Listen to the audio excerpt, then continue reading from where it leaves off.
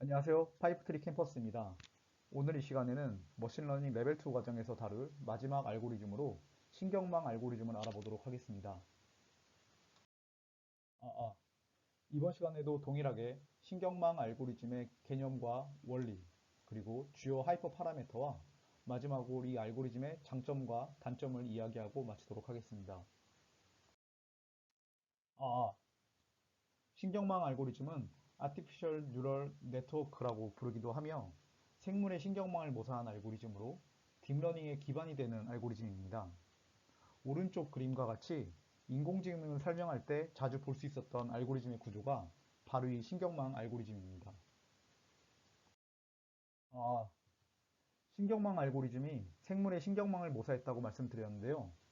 알고리즘의 개념을 이해하기 위해 간단하게 생물의 신경망, 즉 뉴런의 구조에 대해서 간단하게 이야기해 보겠습니다. 인간을 포함한 생물의 뇌세포, 즉 뉴런은 이 아래 그림과 같이 생겼다고 알려져 있습니다. 특히 시각과 청각을 인식하는 뉴런이 이런 구조로 되어 있다고 하는데요. 뉴런은 우선 외부에서 어떤 신호가 입력되면 이 가지돌기를 통해서 이 세포체 안으로 신호가 들어오게 됩니다. 그럼 이 세포체는 이 신호가 합쳐져서 일정 수준 이상의 자극이 되면 그 자극을 축살토기를 통해서 전달하고 그 전달된 신호는 맨 끝을 통해서 이렇게 출력 신호로 나가게 됩니다. 이 출력 신호는 그 다음 뉴런의 입력 신호가 되어서 동일한 순서가 반복되면서 정보가 생성된다고 볼 수 있습니다. 아, 아. 이런 뉴런의 작동 방식을 알고리즘으로 모사한 것을 우리는 퍼셉트론이라고 합니다. 퍼셉트론도 방금 설명드린 뉴런과 동일하게 외부로부터 신호, 즉 데이터 X가 들어오는데 데이터는 어떤 가중치의 곱에 절편을 더하는 형식으로 들어와서 세포체와 같이 합쳐지게 됩니다. 여기에 보시는 기호, 이 기호는 우리가 시그마라고 부르고 합친다는 뜻을 가지고 있습니다. 그리고 뉴런에서도 신호가 일정 수준 이상이 되면 그 자극을 전달하듯이 합쳐진 값이 일정 수준 이상이 되면 1, 그렇지 않으면 0으로 변환하는 이런 좀 특이한 함수를 거쳐서 최종적으로 1 또는 0의 값을 y로 출력하게 됩니다. 퍼셉트론의 작동 방식을 보면 우리가 이전에 다뤘던 로지스틱과 매우 유사하다고 느끼실 수 있는데요. 위의 식과 같이 데이터의 가중치를 곱하고 절편 더하는 방식의 어떤 선형회기 이런 선형회기 식에다가 우리가 로지스틱 함수를 거쳐서 최종적으로 1 또는 0의 값을 내보냈던 것과 매우 유사하죠. 여기에선 단지 로지스틱 함수가 아니라 이런 계단식 함수를 적용했다는 것만 차이가 있습니다. 어, 어. 이런 퍼셉트론을 사용하면 우리는 간단한 분류 문제를 풀 수 있는데요. 그런데 큰 문제점이 있습니다. 지난 SVM에서도 이야기했던 문제인데 데이터가 이런 식으로 구성된 경우에는 퍼셉트론으로 붉은색과 파란색을 구분할 수 있는 디시전 바운더리를 설정할 수가 없습니다. 즉 하나의 퍼셉트론은 한 개의 디시전 바운더리만 설정할 수가 있는데 이 경우에는 어떻게 그려도 붉은색과 파란색을 구분할 수 있는 디시전 바운더리를 만들어낼 수가 없는 거죠. 아, 이러한 선형 분류가 불가능한 데이터 문제를 해결하기 위해 다층 퍼셉트론이라고 하는 알고리즘이 개발되었습니다. 멀티 레이어 퍼셉트론이라고 하고 MLP라고 부르기도 합니다. 또 이제 신경망이라고 하는 이름과도 같은 알고리즘을 의미합니다. 이 MLP는 퍼셉트론을 여러 겹으로 연결해서 비선형 형태의 데이터를 학습할 수 있도록 한 것인데요. 이 MLP의 구조를 보면 데이터 X가 들어오는 입력층과 그리고 최종 결과가 나가는 출력층 사이에 은닉층이라고 하는 데이터가 조합돼서 정보를 학습하는 부분이 있습니다. 이 은닉층은 퍼셉트론에 여러 개가 엮여 있어서 데이터를 학습하는 과정을 이해하기가 매우 어렵고 그래서 블랙박스라고 부르기도 합니다. 이 은닉층의 크기, 즉 은닉층을 몇 개로 만들지는 자유롭게 설정할 수 있는데요. 그리고 이 부분이 모델의 복잡도를 결정할 수가 있습니다. 아래와 같이 데이터가 이렇게 비선형적인 패턴으로 분포되어 있는 경우에 퍼셉트론이 하나일 경우에는 결정 경계를 하나밖에 그릴 수 없지만 퍼셉트론을 합쳐서 히든 레이어가 만들어지게 되면 결정 경계가 늘어나게 되고 그 히든 레이어를 증가할수록 점점 복잡한 형태의 결정 경계를 만들어낼 수가 있습니다. 이 MLP로 분류와 회귀 모델을 모두 만들어낼 수가 있는데요. 출력층의 모양에만 차이가 있습니다. 보통 회기는 이 출력층에 노드를 한 개만 배정을 해놓고요. 분류 같은 경우에는 내가 분류하고자 하는 클래스의 개수만큼, 가령 예를 들어서 우리 클래스가 A, B, C일 경우에는 출력층의 노드를 3개 배정하는 이러한 방식으로 이 MLP를 구성합니다. 그리고 각 층마다 모든 노드는 서로 연결되어 있는 완전 연결되는 구조로 만들어지게 되어 있고요. 또 같은 층 내에서는 노드는 서로 연결되지 않습니다. 이게 바로 MLP의 구조적인 특징이라고 볼 수 있습니다. 아, 아. 그러면 간단하게 두 개의 노드로 구성된 한 개의 히든 레이어가 있는 MLP로 비선형 데이터에 어떻게 결정 경계를 만들어내는지 MLP의 작동 방식을 이야기해 보도록 하겠습니다. 우선 학습이 다 되었다라고 우리가 가정을 하고요. 이 그림과 같이 이 가중치와 절편이 결정이 되었습니다. 그러면 이 첫 번째 노드는 우리가 1.43이라고 하는 가중치와 그리고 마이너스 2.56이라고 하는 절편을 가지고 이 왼쪽과 같은 이런 선형 경계선을 만들어낼 수가 있습니다. 그리고 두 번째 노드도 마찬가지로 마이너스 2.5라고 하는 기울기와 그 가중치와 그리고 10.75라고 하는 절편을 가지고 이 오른쪽과 같은 선형 분류선 경계선을 만들어낼 수가 있겠죠. 그리고 각 분류기는 우리가 필터라고 말한 이 함수를 통해서 값이 변환되게 됩니다. 이 값을 우리가 활성화할지 아니면 그렇지 않을지 결정한다고 해서 활성함수라고 부르는데요. 그러면 방금 선형 분류기는 다음과 같이 각각 계단 형식으로 함수가 변환이 되겠죠. 왜냐하면 이 활성함수가 어떤 값 이상이 되면 1, 그렇지 않으면 0이라고 하는 값을 뱉어내게 되니까요. 그런데 이 활성함수의 값을 우리가 0.5라고 하는 기준으로 봤을 때 여기 선형 분류기에서의 값이 0.5 이상이 되면 우리가 1, 여기서부터는 1, 그렇지 않으면 0이라고 하는 게 이 첫 번째 활성함수가 만들어낸 값이고요. 두 번째 활성함수 동일한 이 기준치 0.5를 기준으로 이 값이 0.5보다 클 경우에는 1, 0.5보다 작은 경우에는 0이라고 하는 값으로 마찬가지로 변환을 시키게 됩니다. 이렇게 변환된 결과가 최종 출력층에 들어가면 다시 한번 합쳐져서 최종적으로 y를 결정하므로 최종 결정 경계는 이 붉은색 선과 같이 만들어지게 됩니다. 잘 안 보이시죠? 네, 이렇게 붉은 선과 같이 우리가 결정 경계를 만들 수가 있는데 이 결정 경계를 보시면 정확하게 붉은색과 이 파란색을 분류해내고 있는 걸 볼 수 있습니다. 이게 바로 MLP가 각각의 선형 결정 경계를 만들어내고 이 결정 경계가 조합되어져서 복잡한 비선형 패턴을 학습하는 방식이었습니다. 아, 아. 그런데 방금 전 결정 경계를 보면서 약간 아쉬운 마음이 들지 않았나요? 뭔가 계단식으로 데이터를 처리하는 게 마음에 들지 않습니다. 우리가 SVM에서 이야기했던 것처럼 결정 경계를 기준으로 해서 이 경계에 가까울수록 확률적으로 불확실성이 증가하는데 그래서 가능하면 결정 경계는 모든 데이터와 요 거리가 멀어지도록 만들어내는 게 좋다고 우리는 SVM에서 이야기했었습니다. 하지만 계단식 활성함수를 보면 이런 결정 경계와 데이터의 거리는 무시하고 무조건 0과 1로 변환을 하고 있죠. 그래서 다른 종류의 활성함수를 MLP에서 사용하는 방법으로 개선이 되었습니다. 많은 종류의 활성함수가 있지만 간단하게 세 가지 정도만 이야기를 해보면 우선 맨 위에 이 탄젠트 h라고 하는 함수는 계단식 함수와 다르게 출력을 마이너스 1에서 1 사이로 하고 그 사이는 이렇게 스무스하게 연결되어 있습니다. 즉 거리에 따라 이 부분은 확률적 성질을 반영하고 있는 거죠. 동일하게 로지스틱 회계에서도 사용된 이 시그모이드 함수도 같은 특성을 가지고 있고 다만 차이라고 하면 이 함수는 0에서 1 사이 값으로 내보낸다는 것만 차이가 있습니다.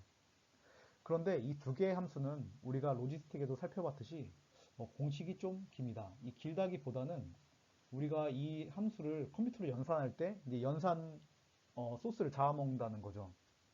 그래서 만들어진 게 이 맨 아래에 렐루라고 하는 함수입니다. 이 함수는 어떤 트레솔드 기준 이상이 되면 그냥 그 값을 우리가 그대로 만들어내고 어떤 이 값이 트레솔드보다 작을 경우에는 0으로 만들어내는 그러한 함수입니다. 그래서 보시면 어떤 기준점을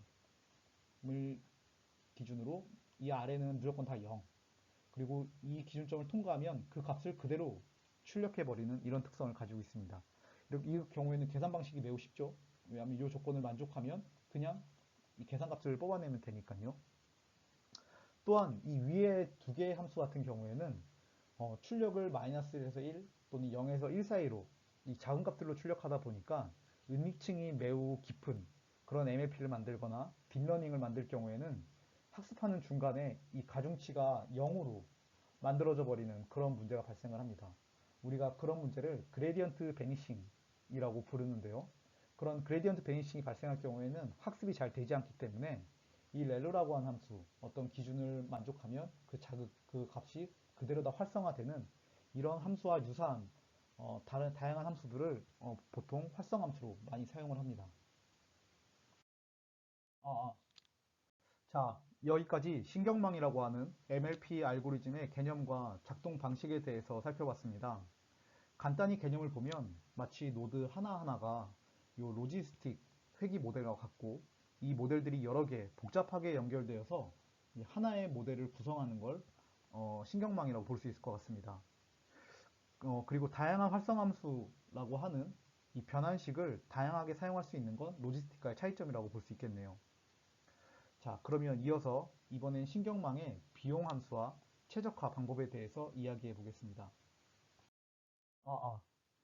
신경망도 다른 알고리즘과 동일하게 회귀와 분류에서 각각 다른 비용 함수를 사용합니다. 당연하죠. 다른 알고리즘들과 동일하게 신경망도 예측값과 실제값의 차이를 이용한 MSE나 MA 등을 우리가 출력 그 비용 함수로 사용을 합니다. 그리고 회귀는 한 개의 예측값만 출력해야 하므로 출력층에는 노드를 한 개만 배치를 합니다. 그리고 그 값을 그대로 사용해야 하기에 출력층에는 별도의 활성함수는 사용하지 않습니다. 물론 은닉층에는 다양한 활성함수를 우리가 사용할 수 있습니다. 분류의 경우에도 다른 알고리즘과 동일하게 크로스 엔트로피를 비용함수로 사용하고 회귀와는 다르게 분류하고자 하는 클래스의 개수만큼 출력층에 노드를 배치합니다. 또 회귀와는 다르게 출력층에 소프트맥스라고 하는 활성함수를 사용하는데요. 이건 각각 클래스별로 예측한 값이 확률적 의미를 갖도록 변환하기 위해서입니다. 간단하게 예시를 보면서 계산 방법을 보면 클래스가 개, 고양이, 곰 이렇게 세 개로 구성된 데이터가 있다고 해보겠습니다. 여기에서 이제 첫 번째 데이터셋, 즉 데이터가 이렇게 있을 때 여기가 레이블이 되는 거고요. 이 첫 번째 데이터셋을 이 입력층에 입력을 하면 각각 히든 레이어를 지나서 이 출력층에다가 2, 1, 2.5의 값을 출력했다고 해보겠습니다. 그러면 소프트맥스 활성함수에 이 값들을 넣어야 하는데 소프트맥스의 공식은 이렇게 나옵니다. 즉 소프트맥스는 우선 이 값들을 익스포넨셜, 즉 지수함수로 변환을 합니다. 지수함수는 이렇게 점점 증가하는 그래프 형태가 나오는데 2, 1, 2.5의 값을 넣으면 7.39, 2.72, 12.18의 값으로 변합니다. 그리고 이 값들을 비율로 만들어서 전체 비율이 1이 되도록 바꾸는 겁니다. 분모에 이 값들의 합을 넣고 분자에 각각의 값들을 넣으면 비율로 변환돼서 나오겠죠? 즉 소프트맥스는 출력층에 입력된 값들의 총합이 1이 되도록 하는 확률의 값으로 변환시키는 역할을 하는 겁니다. 그러면 왜 굳이 복잡한 지수함수를 사용하느냐? 그냥 2, 1, 2.5를 1을 기준으로 비율로 계산해도 되지 않냐? 이렇게 생각할 수 있는데요. 이 지수함수의 모양을 보면 입력되는 값이 클수록 변환된 값도 더욱 커지고 값이 작을 때는 변환된 값도 작게 나옵니다. 즉 클래스별 예측값의 차이가 크게 두드러지도록 하는 효과가 있는 거죠. 그러면 비용함수를 기준으로 우리가 학습을 할 때 그 차이가 점점 뚜렷하게 보이게 해서 학습이 잘 되게 하는 효과가 있습니다. 그러면 이렇게 계산한 각 클래스별 확률값을 비용함수인 크로스 엔트로피에 넣어서 계산을 해야 하는데요. 이 식도 꽤 어려워 보이지만 매우 해보면 매우 간단합니다. 여기에 있는 이 Q는 실제 레이블 값을 의미를 합니다. 즉 여기에 보시면 레이블이 개일 경우에만 1이고 나머지의 경우에 0이기 때문에 실제 개일 경우에 확률에 대한 엔트로피만 계산을 하면 되고 나머지 두 클래스에 대한 확률은 없어지게 됩니다. 즉, 세 개의 클래스 중에 한 개의 수치가 높고 나머지 두 개도 낮게 만들어야 되는 개념이 아니라 한 개의 수치만 잘 만들어서 잘 맞춰서 높아지게 하면 되는 이런 간편한 손실함수의 시스템인 거죠. 이렇게 여기 0.33의 값만 요 레이블 1의 값을 가지고 요 크로스 엔트로피에 입력을 하면 크로스 엔트로피는 첫 번째 우리가 계산해서 1.109라는 값을 얻을 수가 있습니다. 이게 즉 첫 번째 코스트 값이 되겠죠. 아, 아. 그러면 이 값을 다시 이제 우리가 학습을 한 번 더 해서 두 번째 결과, 두 번째 이 데이터를 가지고 이터레이션한 결과 값을 얻었다고 해보겠습니다. 아, 여기가 2가 돼야 되네요. 그래서 두 번째 결과일 때에는 약간 변경이 돼서 요 출력층에 입력된 값이 개일 경우에는 2.2, 고양이는 0.9, 곰은 2.1의 값으로 업데이트 됐다고 해보겠습니다. 그러면 동일하게 다시 소프트맥스의 이 지수함수의 값을 변환하면 9.03, 2.46, 그리고 8.17의 값으로 나오게 되고 이걸 소프트맥스의 확률값으로 변환을 하면 이렇게 확률값으로 변환이 됩니다. 이 합은 항상 1이 되겠죠? 그러면 여전히 여기도 같은 데이터셋에서 레이블은 똑같이 개의 경우만 1이기 때문에 0.46과 요 1만 가지고 크로스 엔트로피를 계산을 하면 0.337의 값으로 바뀝니다. 즉 학습이 되면서 요 코스트, 비용이 줄어드는 걸 확인할 수가 있습니다. 아, 아. 다음은 최적화의 방법, 즉 학습의 방법입니다. 우리가 앞서서 비용 함수를 보면서 이게 학습을 통해서 점점 코스트가 줄어나가는 걸 우리가 봤었는데요. 그러면 어떻게 코스트를 줄여나가는 학습을 하느냐라고 하면 우리가 이전에 한번 이야기했던 이 경사강법, 그레디언트 디센트라고 하는 방법을 활용해서 이렇게 점점 오차를 줄여나가게 됩니다. 즉, 요 MLP에 있는 모든 가중치와 그리고 바이어스는 경사관법을 통해서 학습을 하게 됩니다. 그런데 이 문제는 뭐냐면 우리가 이전에 로지스틱과 달리 이 W와 B가 계속 이 로지스틱들이 비선형으로 중첩돼서 엮어지는 방식으로 이 함수가 만들어지기 때문에 이 코스트 펑션이 매우 복잡한 형태를 띠게 됩니다. 그리고 이 신경망의 구조, 즉 히든 레이어가 점점 구조가 커짐에 따라서 학습 파라미터의 숫자가 급격하게 증가를 하는데요.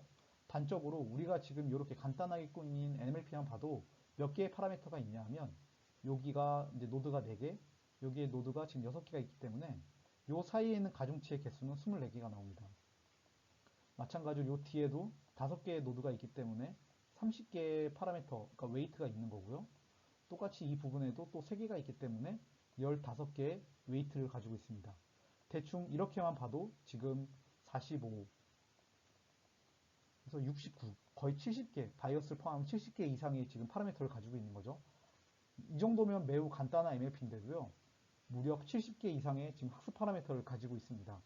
그렇기 때문에 실제 경사항법을 가지고 이 모든 파라미터들을 하나하나 업데이트하는 데는 시간이 매우 오래 걸리게 돼서 이것이 처음에는 MLP의 단점으로 부각이 됐었습니다. 아, 아. 이런 그레디언트 디센트의 방법을 그대로 사용을 하되 연산 속도, 즉 시간이 매우 오래 걸리는 이러한 문제를 해결하기 위해서 만들어낸 방법이 우리가 역전파 혹은 백프로파게이션이라고 하는 방법입니다. 이게 매우 중요한 이제 딥러닝, 즉 신경망에서는 매우 중요한 이제 개념인데요. 이걸 간단히 살펴보면 이렇게 볼 수 있습니다. 우선 우리가 입력 데이터가 이쪽 방향에서 입력이 되면 우리는 각 층별로 요 연결된 커넥트에 따라서 요 히든 레이어 첫 번째에서 값들이 갱신이 되고요. 즉 여기서 어떤 더하기 곱하기 가중치에 x를 더해서 바이어스 시중값이 입력이 되면 여기에 있는 활성함수를 여기다가 씌워서 어떤 값을 내보내게 되겠죠. 그리고 각각의 노드에서 또 이렇게 내보낸 값들이 여기에 또 모여서 동일한 방식으로 이렇게 또 이 앞에 있는 가중치와 곱해서 바이어스를 더해서 또 값을 업데이트하게 됩니다. 또 마찬가지로 여기다 활성함수를 또 씌우게 되고요. 이렇게 매 층별로 순차적으로 값들이 점점점 만들어지겠죠. 여기서 만들어진 값들은 각 층별로 나온 요 결과값들이 되겠습니다. 그래서 마지막 요 출력층에서 나오는 요 값, 우리가 뭐 분류의 경우에는 소프트맥스 값이 되겠죠. 소프트맥스의 확률값, 뭐 0.33, 뭐 0.2, 그 다음에 0.47, 뭐 이런 값들이 요 마지막으로 나오는 값이 되겠습니다. 그러면 이 값이 우리가 예측한 값이고 우리가 실제 값과 비교를 해서 코스트, 즉 크로스 엔트로피를 계산을 했었습니다. 이렇게 우리가 일반적으로 모델이 계산하는 이 방식을 순전파, 피드 포워더라고 하는 방식으로 부를 수가 있겠습니다. 이건 당연한 이제 순서의 흐름이죠. 아, 아. 이번엔 역전파입니다. 순전파 계산 결과 크로스 엔트로피, 즉 우리가 코스트를 계산할 수가 있었죠. 그러면 이 에러를 줄이도록 우리가 각각의 커넥션, 이 연결에 있는 W들을 우리가 변경을 해야 할 텐데요. 역전파 알고리즘은 이렇게 해석을 하는 겁니다. 에러는 각 노드에 연결된 이 가중치만큼 책임을 가지고 있다고 보는 거죠. 그리고 순전파가 이렇게 앞에서부터 순서대로 연결돼서 계산이 됐던 것만큼 연결된 순서대로 거꾸로 하나씩 가중치를 변경해 나가는 방법입니다. 그래서 가중치를 업데이트하는 공식은 경사항법과 동일하지만 이 연결성이라고 하는 개념을 넣어서 해석을 하면 공식을 이렇게 바꿀 수가 있습니다. 여기에서 이 델타는 간단하게 말하면 에러에 대한 가중치의 책임 수준을 말한다고 볼 수 있습니다. 즉 가중치가 크면 그만큼 에러에 대한 책임도 크다라고 볼 수 있는 거죠. 가령 예를 들어서 우리가 앞서 살펴봤던 예제와 같이 크로스 엔트로피를 계산을 했더니 0.9의 값이 나왔다고 해보겠습니다. 그러면 여기에서 레이블이 각각 1, 0, 0이었기 때문에 우리는 여기에서 크로스 엔트로피가 발생한 것을 아까 해석을 했었죠. 그럼 여기는 연결이 굉장히 복잡하게 돼 있지만 우선 단순하게 이렇게 세 개만 연결돼 있다라고 우리가 한번 보고 이 각각의 세 개의 노드가 여기에 있는 값을 결정하는 데 영향을 준 겁니다. 그리고 이때의 가중치가 여기에 웨이트는 3, 여기에 웨이트는 2, 여기에 웨이트는 4 라고 하는 값으로 지정되어 있었다라고 한다면 이 0.9라고 하는 전체 오류 중에 이 가중치만큼 얘가 책임을 가지고 있는 겁니다. 이 결과값이. 그래서 여기에 들어가는 에러에 대한 책임은 0.3, 여기에 들어오는 에러에 대한 책임은 0.2, 여기에 들어오는 에러의 책임은 0.4가 되는 거죠. 이렇게 에러에 대한 책임 수준을 우리가 계산한 다음에 이 책임 수준을 기반으로 해서 요 W들을 우리가 다 업데이트를 하고요. 그 다음에 이 다음 수준의 노드에서 요 웨이트에 대한 영향 업데이트를 하기 위해선 마찬가지로 여기에 노드에 영향을 준 커넥션이 이렇게 또 있지 않겠습니까? 그러면 각각의 노드에 발생한 에러의 책임만큼 여기에 있는 가중치만큼 다시 에러를 재분배를 해서 여기에서 그 최종 에러만큼의 값들을 또 가져가게 되는 방식입니다. 이런 식으로 역전파 계산을 한번 통해서 전체 W가 한번 계산이 되고 나면 순전파가 다시 한번 X를 입력을 해서 요 업데이트된 W를 가지고 다시 요 각각의 히든 레이어별 결합값들을 출력해서 최종적으로 다시 한번 크로스 엔트로피 코스트를 또 계산하게 되고요. 또한 이 코스트를 또 가지고 반대로 또 이번에도 거꾸로 돌아가면서 역전파가 요 W를 갱신하는 방법으로 학습이 진행됩니다. 그런데 이제 방금 요 설명한 W를 업데이트하는 방식을 보면 본래 경사강법 같은 경우에는 이 경사를 계산하기 위해서 각각의 W마다 기울기를 계산해야 되고 그 기울기가 계산량이 엄청 많습니다.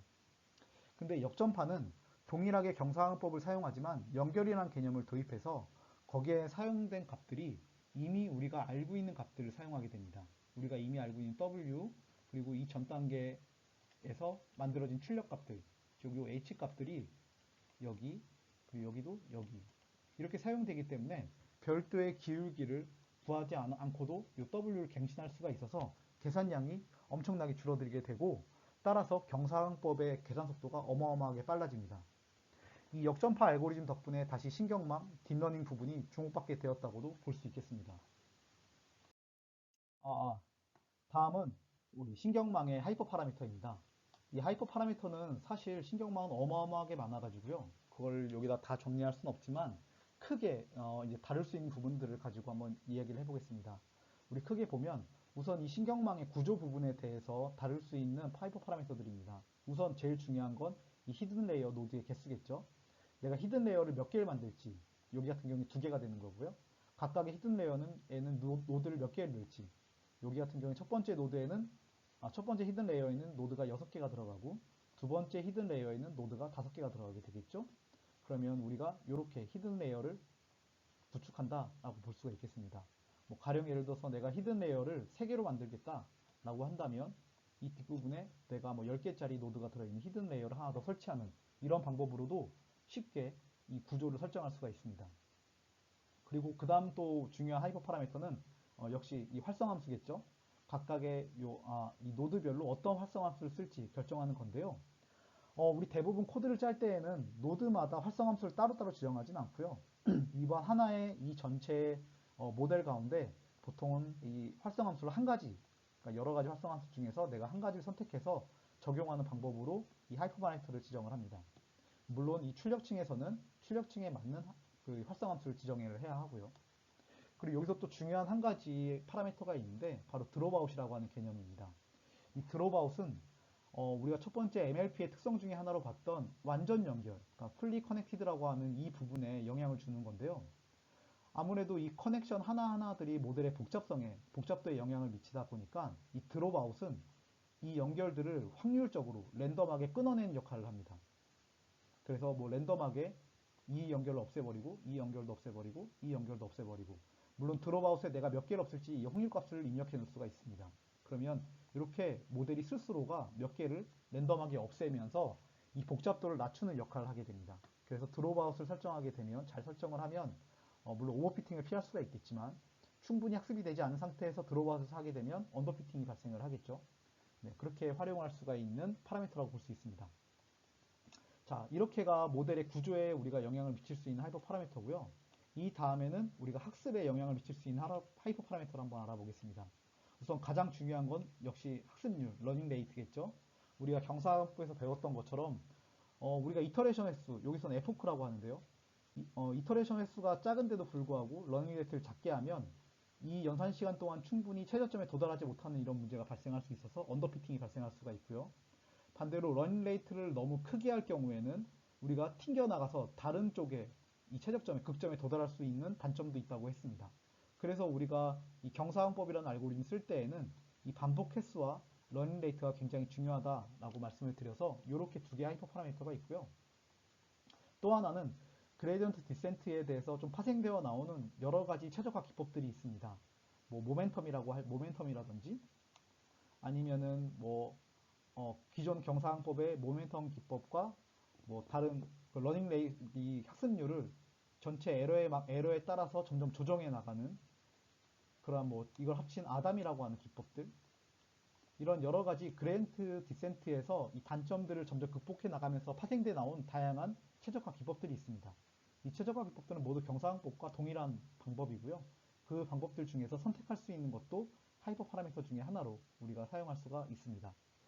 이렇게 신경망은 우리가 대충 살펴봐도 많은 하이퍼 파라미터들을 가지고 있고, 특히 이 중에서 이 히든 레이어의 어떤 사이즈, 이건 전체 모델의 쉐입을 결정하는 중요한 파라미터이기 때문에 자유도가 매우 높은 만큼 이 모델의 하이퍼 파라미터 튜닝을 하는 건 매우 어려운 일입니다. 그래서 별도로 이 하이퍼 파라미터 튜닝을 하는 기법이 있을 정도라고 볼 수가 있겠네요. 그리고 그 기법에 대해서 우리가 향후 딥러닝 파트에서 따로 알아보도록 하겠습니다. 아, 이제 마지막으로 신경망의 특징, 즉 장점과 단점을 우리 정리하면서 마치도록 하겠습니다. 신경망의 장점은 이 충분한 연산 시간과 세심한 하이퍼 파라미터 조정이 된다면 굉장히 다양한 문제에서 강력한 성능을 나타냅니다. 굉장히 좋은 모델이라는 뜻이죠. 알고리즘 자체의 방법으로는 매우 뛰어나다고 볼 수 있습니다. 또한 대량의 데이터 양이 엄청 크던가, 또 데이터 내에 우리가 확신할 수 없는 어떤 노이즈들이 포함된 경우에도 이 내재된 정보를 찾아내는데 매우 뛰어납니다. 그런데 이렇게 노이즈가 심하다든지 아니면 데이터가 많을 경우에는 그만큼 이 패턴을 찾기가 어려우니까 히든 레이어를 많이 쌓아야 되겠죠. 그래서 우리가 이 히든 레이어를 통해서 모델의 복잡도를 폭넓게 조정할 수가 있으며, 그만큼 문제의 특성에 따라서 자유롭게 구성할 수 있다는 것도 하나의 장점이라고 말할 수가 있겠습니다. 그리고 단점을 이제 굳이 말하자면 제일 큰 단점은 사실 연산 시간입니다. 왜냐하면 가능하면 우리가 웬만한 데이터가 좀 적은 경우에는 기존 다른 머신러닝 모델들을 쓰지만 대량의 데이터가 있는 경우에 보통 이 신경망을 쓰게 되는데요. 대량의 데이터를 쓰는 만큼, 그리고 방금 우리가 설명했다시피 학습 파라미터의 수가 굉장히 많다 보니까 연산 시간이 아무래도 오래 걸린다는 단점이 하나 있습니다. 그리고 하이퍼 파라미터가 많은 만큼 하이퍼 파라미터 설정에 신경을 굉장히 많이 써야 합니다. 이 하이퍼 파라미터 설정을 좀 우리가 잘못하게 될 경우에는 오버피팅이나 언더피팅이 발생할 수 있을 가능성이 있기 때문에 물론 많이 하다 보면 이런 부분들도 잘 처리할 수가 있습니다. 그리고 이게 자칫하면은 이 히든 레이어를 굉장히 복잡하게 쌓는다던가 하는 방식으로 모델을 굉장히 복잡하게 만들어낼 수가 있어요. 그러니까 다른 머신러닝 알고리즘은 기존 가정들이 하나씩 있기 때문에 복잡하게 만들어도 어느 정도의 한계가 있지만 이 신경망 같은 경우에는 원하면 그 복잡도가 매우 높아질 수도 있기 때문에 어떤 데이터의 경우에는 사실 과대적합의 위험이 높다고 볼 수 있습니다. 굳이 단점을 뽑자면 이 정도가 되겠네요. 네, 여기까지 오늘 신경망에 대해서 함께 이야기해 봤고요. 네, 여기까지 함께 공부해 주셔서 감사합니다. 다음 시간에 뵙도록 하겠습니다.